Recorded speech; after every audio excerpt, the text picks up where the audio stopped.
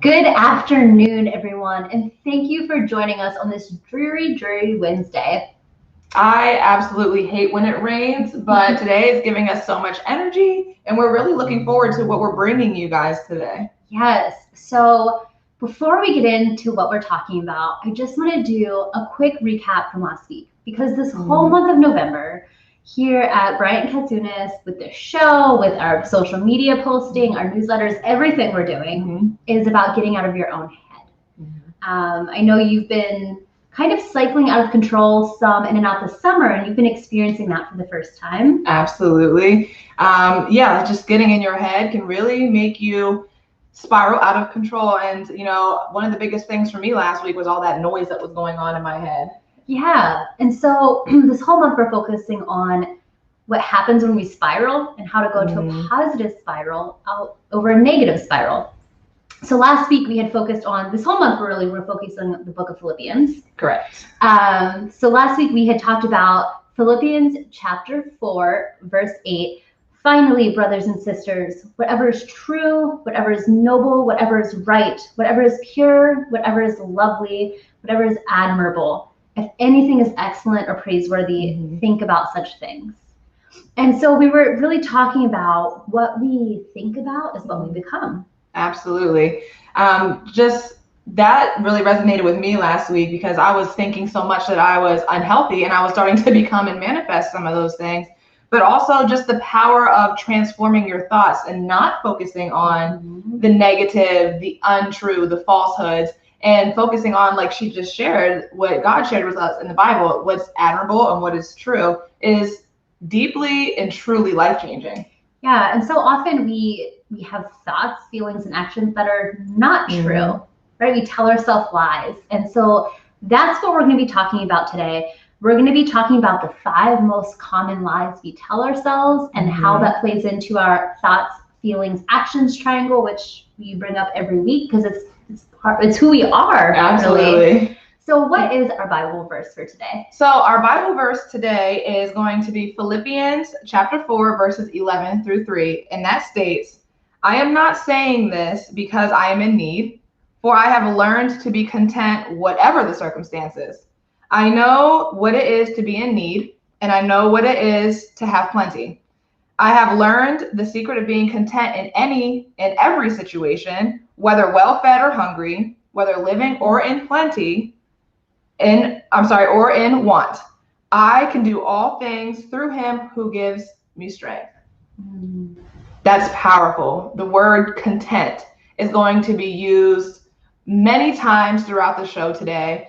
So many people struggle to find a sense of contentment in their lives, and they allow themselves to spiral out of control with the blinding lights that we talked about last week, such as the noise, the self-comparison, and self-importance, vanity, all of those things. So we just need to make sure that we can flip back in and turn off those blinding lights and just rediscover how to be content. So I wanted to start off by giving you guys a fun fact, and it's actually based in research. So you might think, oh, wow, she's taking over Nikki's research part. But I was like, I want to be scientific today. So researchers estimate that we have about anywhere from 50,000 to 70,000 thoughts per day. I didn't think that it was that much, but apparently it is. You wake up thinking, oh, what am I going to wear today? What am I going to eat for breakfast? I wonder if my kids laid out their clothes. I wonder if my boss got that email. I don't think I'm good enough. Things like that. What's very, very interesting is that out of those 50,000 to 70,000 thoughts, 80% of them, researchers have found, 80% are negative. And that's exactly why we wanted to focus on the 5 common lies that we tell ourselves, because if you have 80% of your thoughts being negative throughout the day, can you just imagine what's happening to you throughout your journey? Can you imagine the feelings and the behaviors that come as a result of that? Absolutely. Whew.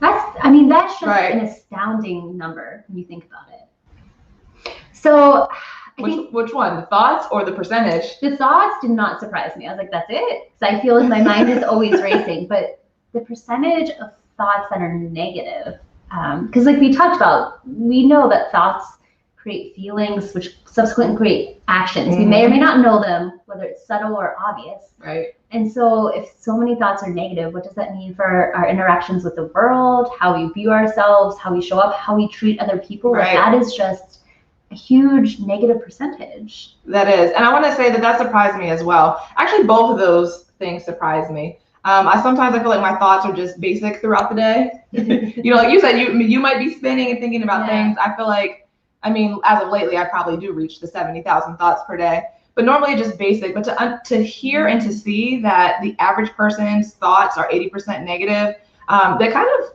disheartens me. Yeah. And that kind of goes to show that there's so many people that are experiencing discontentment in their lives. Isn't that the truth? So as you read today with our Philippians chapter 4, verse 11 to 13, it really talks about being content. But there's a difference between being content and being happy. And there's a difference between being content and being complacent. So, what we want to be able to discern is contentment versus complacency.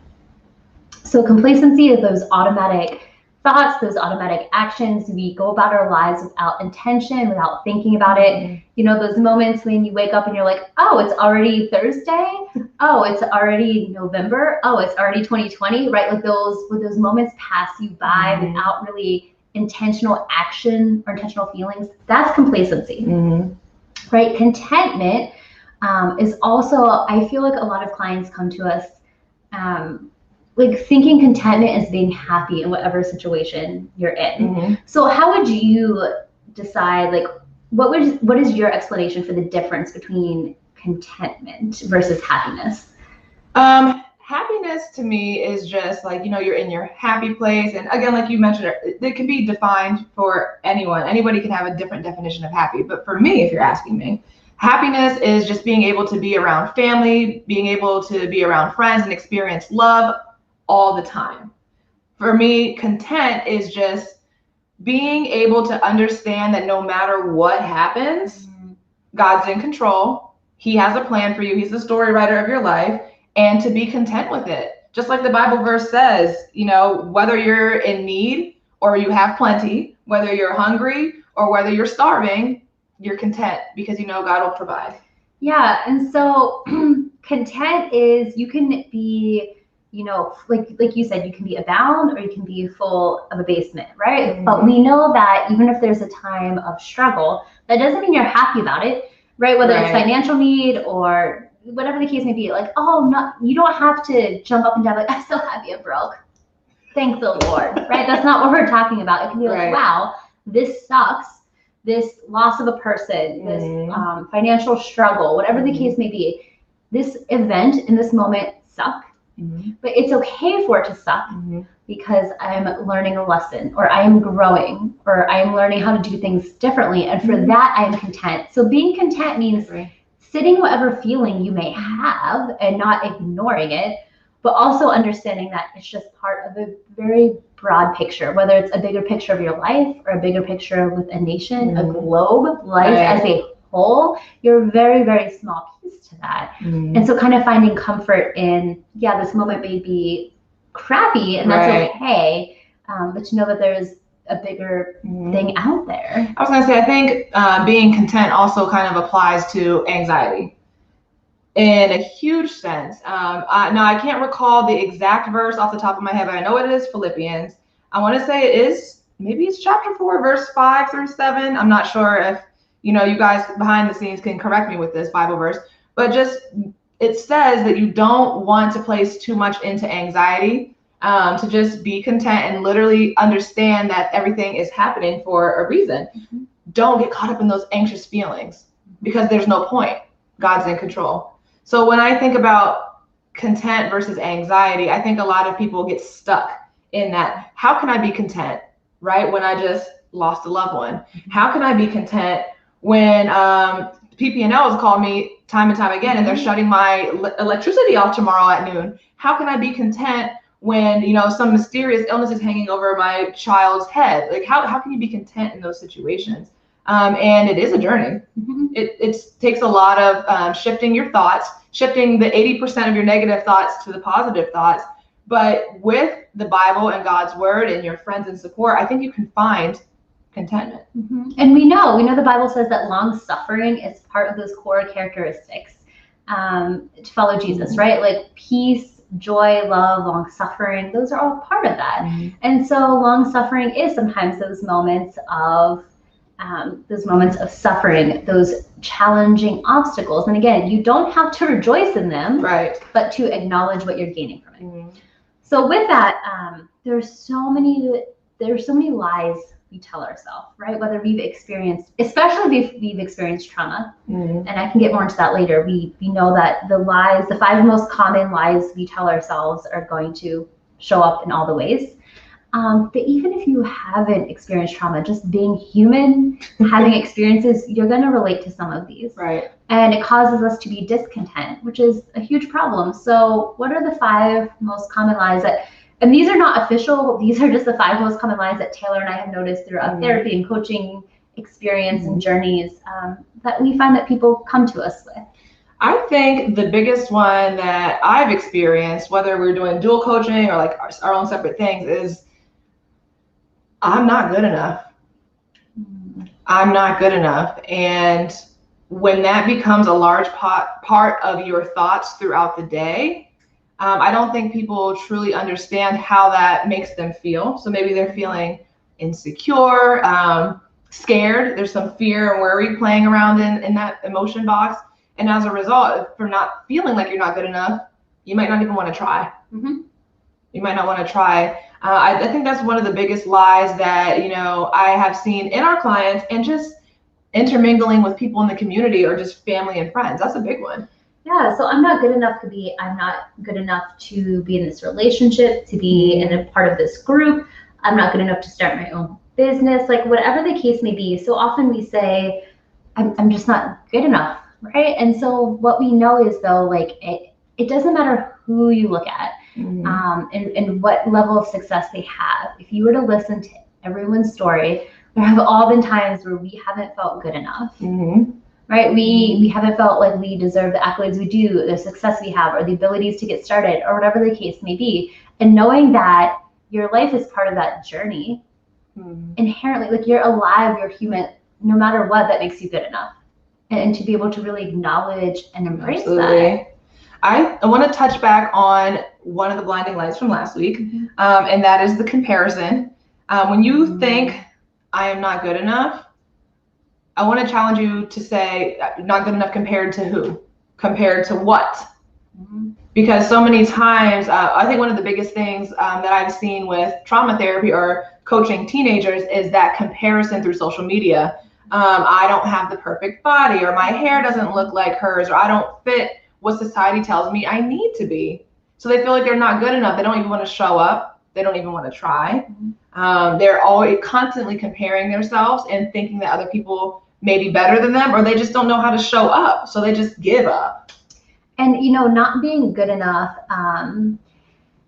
like you said, to whom, right? So even if you, let's say we're comparing your looks or money, like, okay, you had all the money in the world, you have what you feel is the perfect body. One, again, what's your audience? Because not everyone thinks the perfect body is the same. Right. Not everyone thinks level of success is the same. Not only that, but that's why, and I think we kind of touched on this last week, you can find people in the most abject poverty who are happy and content. And then you have people, I just think most recently, like Anthony Bourdain, who literally had a job of traveling the world and eating the most amazing food, which for me, someone who loves to eat, like is the best job you could ask for, like free, the best food in the world. Right. And he hung himself in like a French upper class hotel room, right? And so that feeling of good enough, it doesn't matter what you have, really does have to come within. And that's part of how we cycle out of control, that we really do have the power to hold our thoughts captive.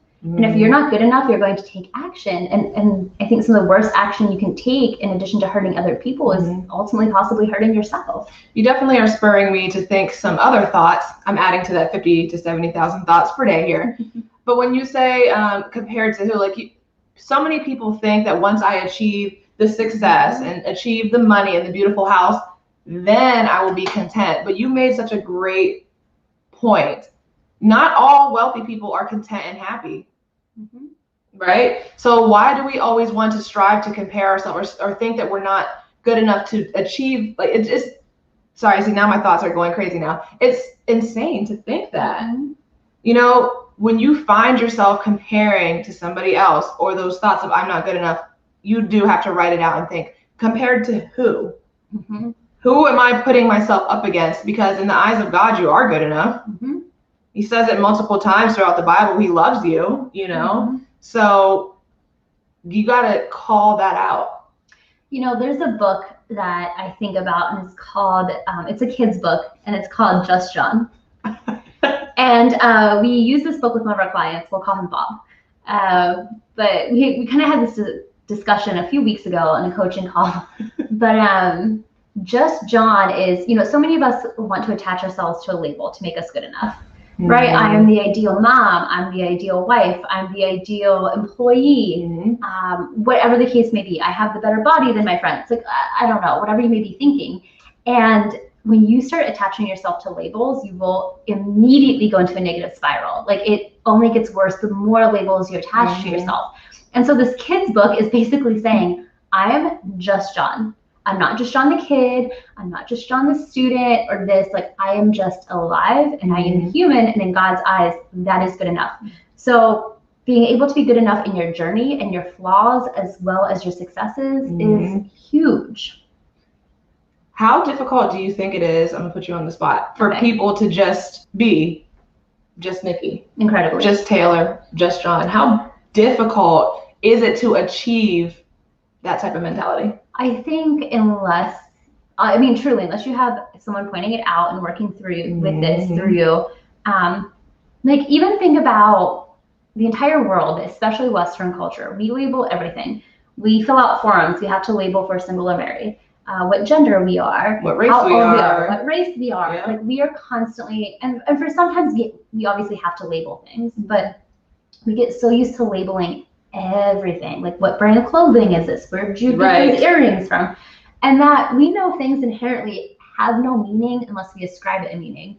And so not being good enough, the more labels you put on you, even if it's I'm a business owner, what happens when you lose that business? Then who are you? And people don't feel comfortable in being just Taylor or just Nikki.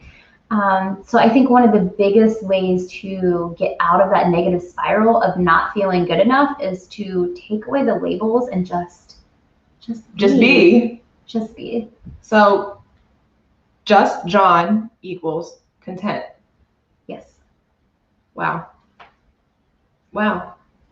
That is something that I believe we all need to start practicing. Yeah. For those of you watching today, what's been really helpful for me, and I know you do this as well, journaling. And when you have certain thoughts that go through your head, like we said earlier, when you feel like you're not good enough, write that down. When you feel like you're labeling yourself or comparing yourself or experiencing those blinding lights that we talked about last week, write it down. Mm-hmm. Figure it out. Why is that important to you? Why is that label changing your life and making you feel like that's all you have to focus on? Yep.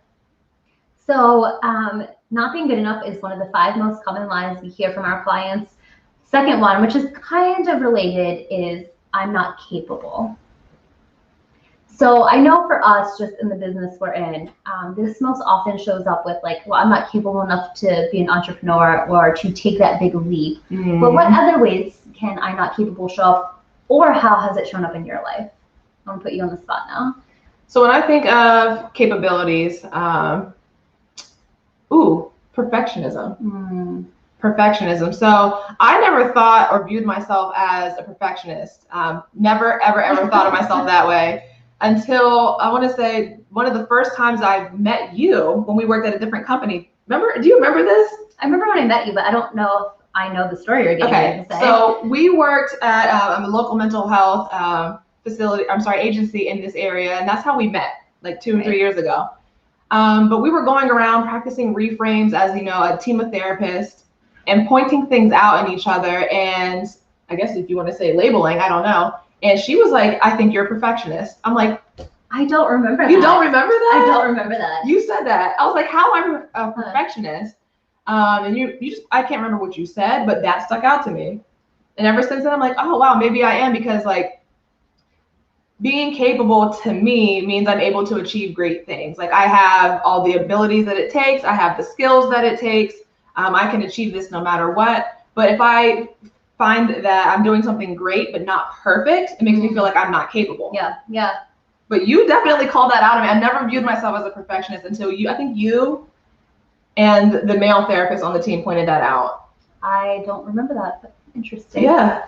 Oh, yeah. I called you so early on. You did. She started, the whole bullying thing about 3 years ago. Just kidding. So,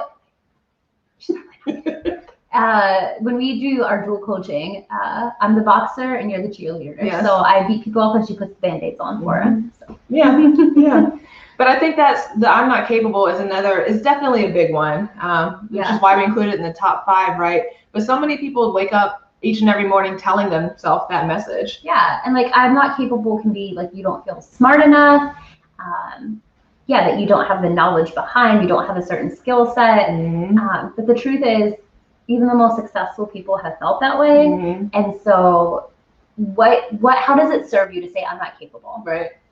Right, it doesn't serve you. And then again, we know, and I know I keep repeating this, but I'm going to keep doing it. When we have those thoughts, it affects our feelings and affects our actions. So if we think we're not capable, we might feel hopeless, we might feel defeated. There's all sorts of things we may feel, and then our actions are going to reflect that. So we're going to stay in the same job. We're not going to try new things. We're not going to have new experiences, so we're not going to learn and grow. Do you think procrastination falls in as a behavior under I'm not capable? 1000%. That's not all the reason for procrastination, but that's a huge one that leads to procrastination. Yeah.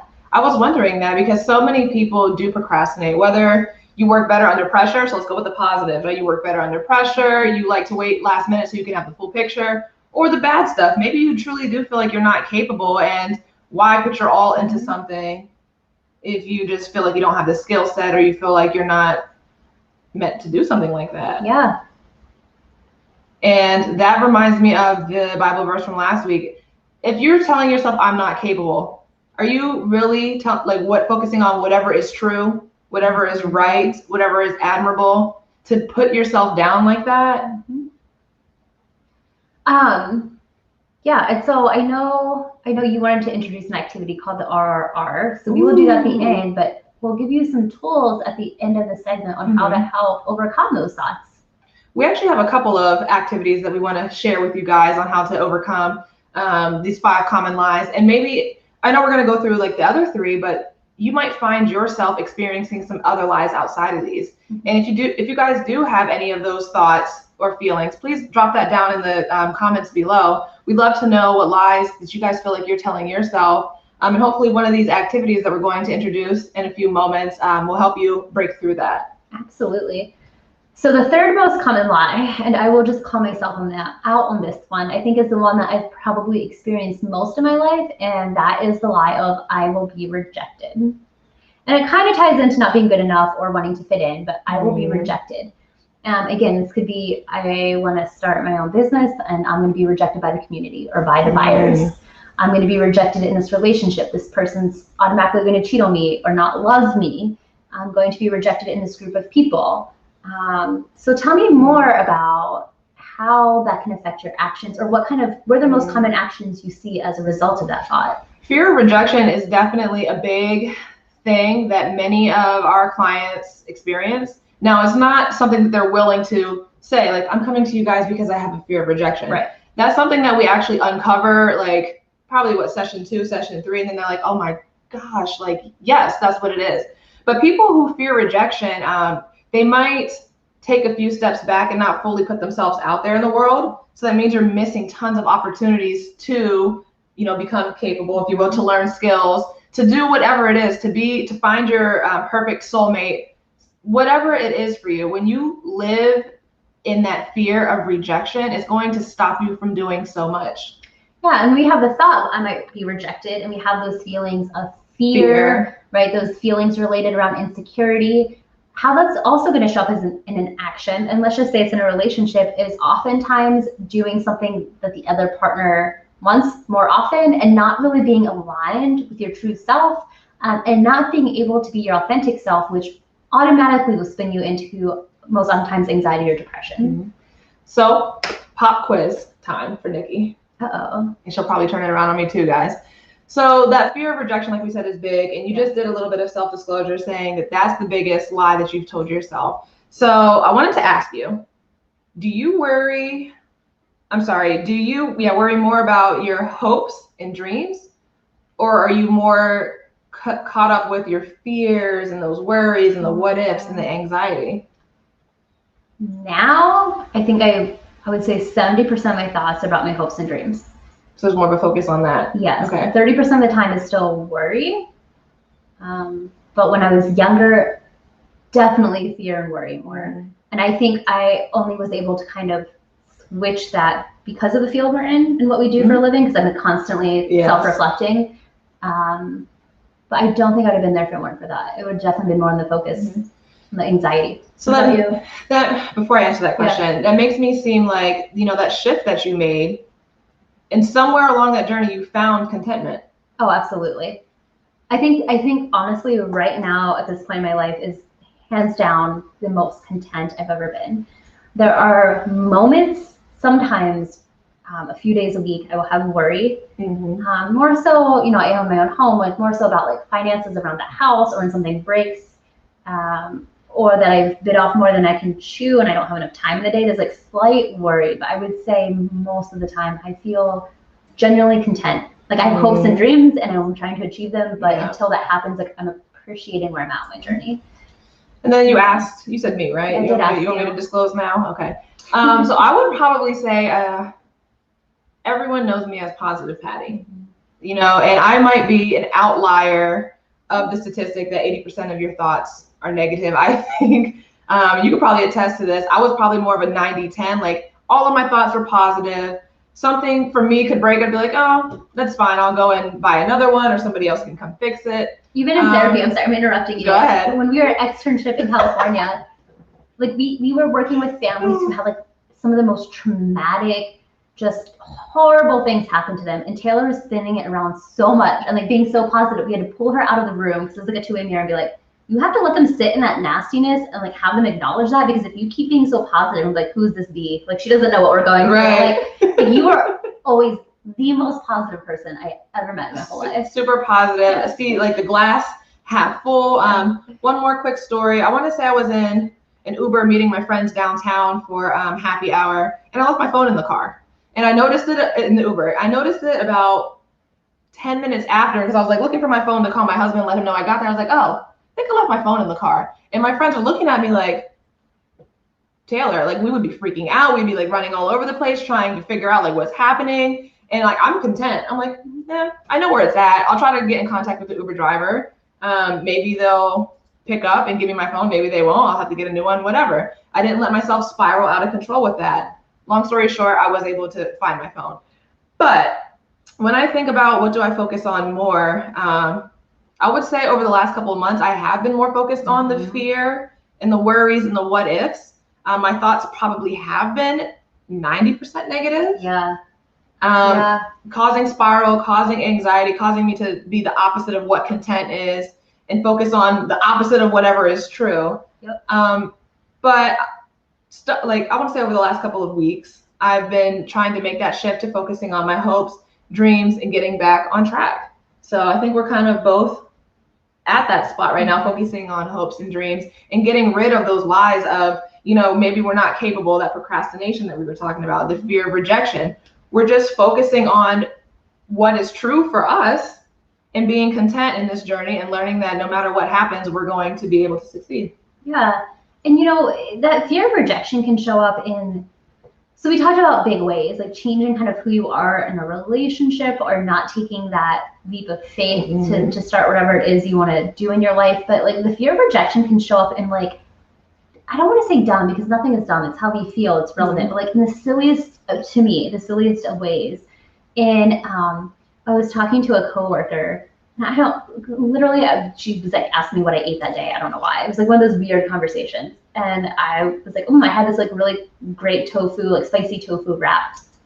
She's like, oh, I eat tofu too. I'm like, okay, cool. Like, you know, looks great, whatever. And then I don't know why it came out a few weeks later. She like came to me and was like, I've never had tofu. Like, and I was like, I don't care. Like, cool. Like, okay. And she's like, I just like felt the need that she's like, I was so intimidated by you. And like, I looked up to you and I just like wanted to fit in. And I was like, literally, do not judge you one way or the other. Like, don't care. Like, not that I don't care about you, but I don't care what you eat. Not a big deal to me. And I was just thinking, wow, like, I can't remember the last time. I mean, I was so young. The last time I felt the need to lie over something so silly to fit in. And this was a grown adult. And so to think about, like, if you're living in that space where you don't even feel comfortable or you feel the need to outwardly be dishonest to fit in, like, that is a really negative space to be in. And it is not serving you or the people around you. I agree. Like you said, I can't remember the last time that I had to make up something to fit in as well. But just referencing the Bible verse again, like whether you feel like you don't have enough or you've experienced plenty, you don't need to feel like you're going to be rejected. You don't need to lie to fit in. You don't need to feel like you're not good enough.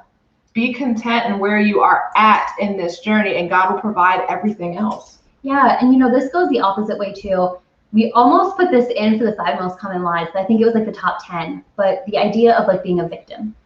So often then, so I love that mental health and trauma are something we can talk about in society now. It's becoming more acceptable. That is amazing. But I think what comes with that then too is people feel like, okay, let's use you. Can I use you and I for an example? Yes. I would say I've been through some more traumatic experiences in my life. Compared to me, right? But never once did you feel the need to be like, oh, Nikki, like I've been through this or I've done that. Like you're like, I've been blessed with overall a good life. And that's okay. And I'm happy and I'm thankful for that. And I'm like, hey, I'm thankful for my journey because it's taught me these things. And we're at 2 different spots in our past and both are equally good and positive and bad and okay. Like it's everything. I agree. But so many times people get caught in this victim mindset of wanting to not feel rejected. We see people sometimes exacerbating story or making up stories or elaborating on them to pretend that they're a victim when they're not. And that to me is, it's not true, it's not noble, it's not admirable. It's taking away from people who have been victims of feeling like that helplessness and so really people don't want to feel rejected to the fact that we will spin stories to fit into quote unquote negative things. And so really take that assessment of, is what you're saying true and honest? Because I can promise you, even if you try to be a victim and fit in, you're not going to feel content. It'll never be good enough. It'll never satisfy you. Right. And I wanted to kind of point out another research statistic because you just prompted me for something. When you ruminate or focus on negative things and you're always focusing on, maybe you blame yourself for a lot, there's always going to be a negative mental health can't talk today. Mental health disorder attached to that. Rumination and focusing on something 100% of the time, even 80% of the time, is going to cause you to spiral out of control. And again, guys, 80% of our thoughts are negative. So why would we choose to ruminate on something that's negative? It's only going to exacerbate that. It's only going to increase the anxiety, the depression, the blinding lights that get in the way and stop us from actually being content. Yes. And even if, again, we're not saying be positive, like, oh, great, my house burned down, I'm so thankful I'm alive. Like, you can say I'm thankful to be alive, but that doesn't mean you have to be happy your house burned down. Right. Also, like, I'm worried now. Am I, like, speaking something into existence? I'm, like, looking up, like, what are you looking at? Off of my marble. My marble table. But, that is acknowledging where you're at. Wow, this situation sucks. I'm scared. I'm unhappy. Everyone has felt scared and happy and had bad things happen. This is part of the journey. I don't feel good about it, but I know that this is part of being human. Right. And reach out to those people who have experienced that to help you get through it. Absolutely. I agree. So what's the second to last thing on our list? What's number 4 out of 5? I am weak. I maybe am not strong enough. That applies to a lot of people that we see as well. And maybe there's just that something has happened to them in their lives. They've been beat down so much, like you shared, just basic life experiences or trauma. You just feel weak. You feel beat down. You feel run down. You feel like you're not up for the challenge. And tying in again that I'm not worthy, I'm not good enough, falls into the I am weak.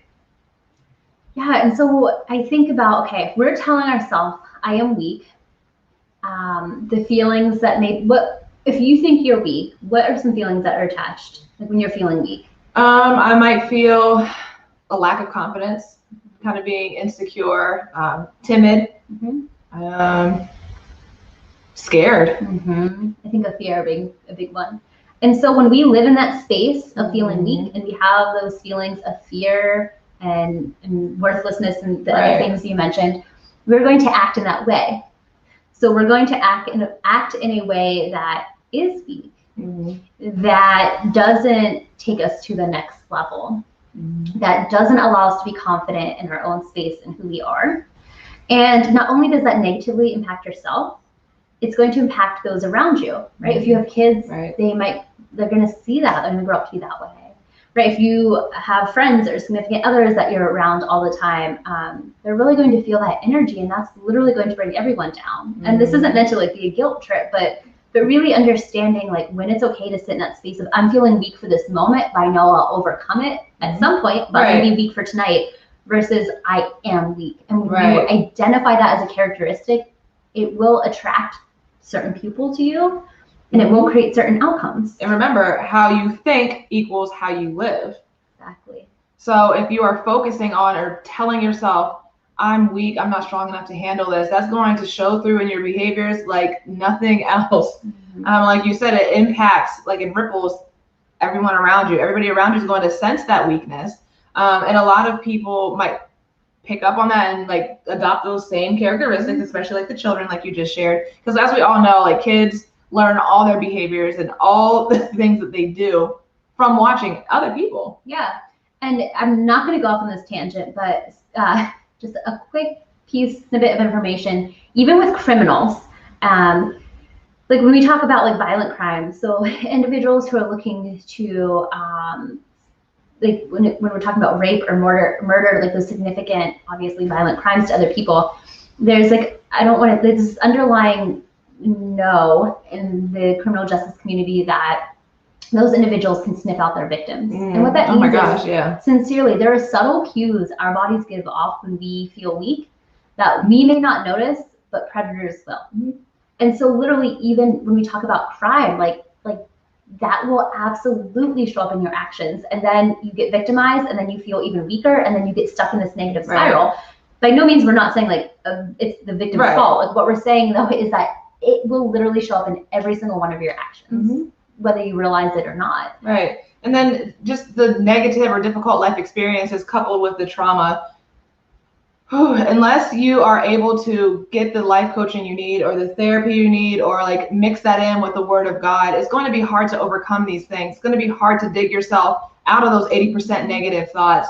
It's going to be hard to, focus on whatever is true. Because if you truly feel like you're weak, and you can't overcome, people, like she said, people sense that, the predators sense that, they know. That's actually research statistic. It's been researched.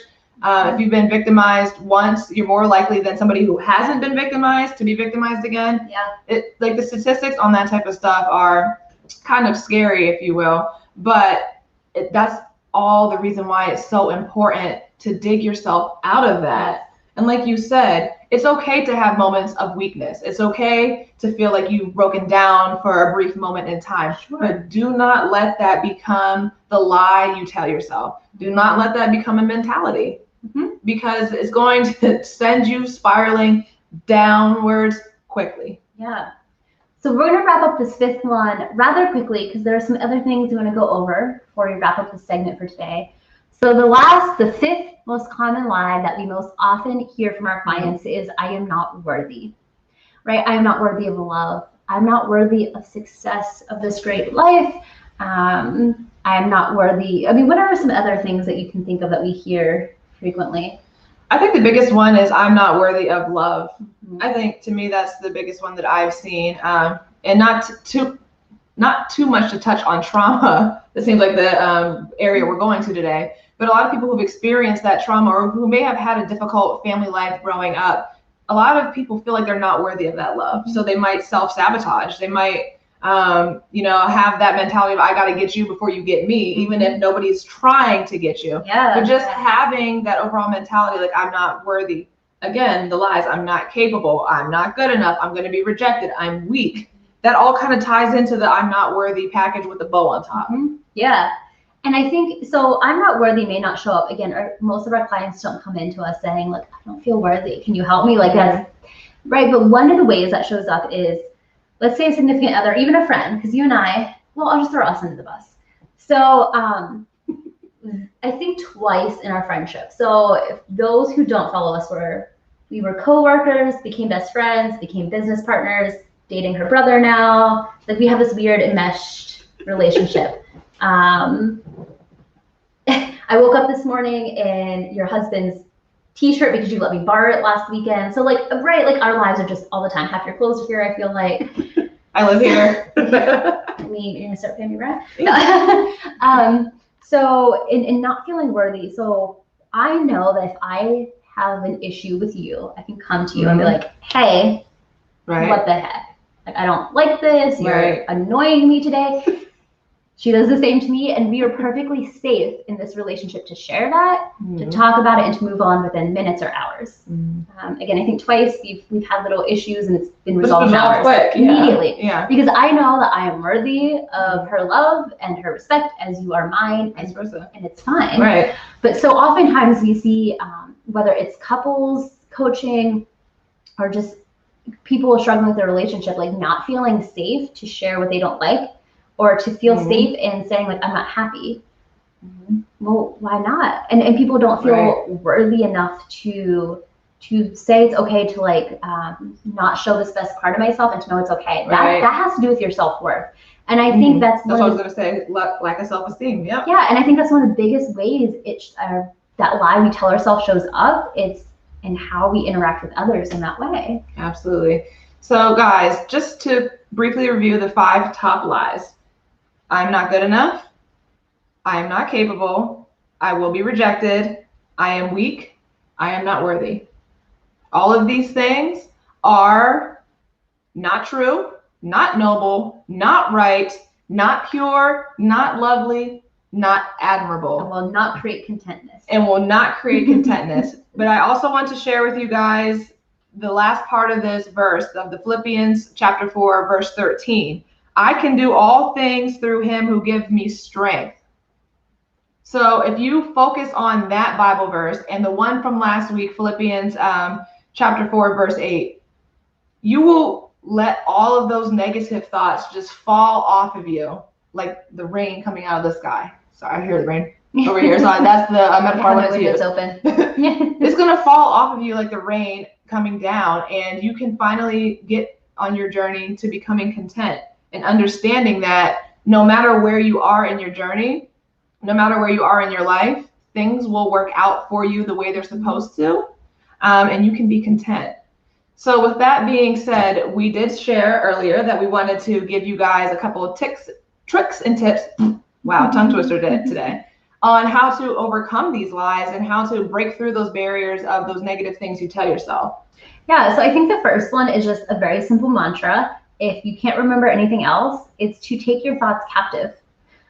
So often we try to control the outcome of things, which is controlling other people or situations that aren't in our control. And really the best way to control an outcome is to take your thoughts captive and control your own thoughts and feelings, which will result in a change in your actions, which will result in you changing outcomes more so than trying to do anything else. It kind of reminds me of that illusion of control. And that just basically means that so many times and in so many different situations, we feel like we have greater control of the outcomes. But we all know that at the end of the day, guess who has written our story? Guess who controls the outcomes of our lives? And that's God. We have to release that illusion of control that we have if we truly want to be content. Yeah, and the world around us. What God has given you the capability of doing is controlling your own thoughts.